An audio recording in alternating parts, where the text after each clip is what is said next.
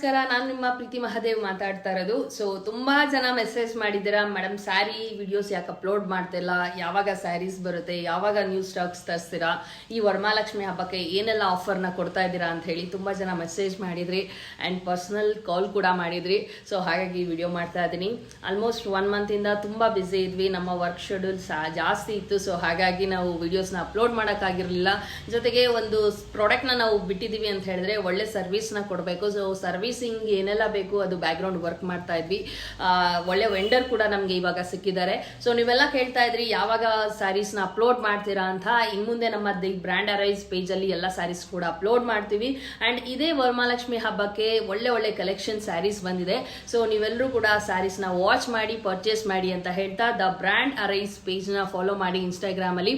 So ನಿಮಗೆ ಬೇಕಂದ್ರೆ ಬೇಗ ಆರ್ಡರ್ ಮಾಡ್ಕೊಳ್ಳಿ, ಒಳ್ಳೆ ಸ್ಟಾಕ್ ಬಂದಿದೆ ಅಂತ ಹೇಳ್ತಾ ಥ್ಯಾಂಕ್ ಯು ಸೋ ಮಚ್.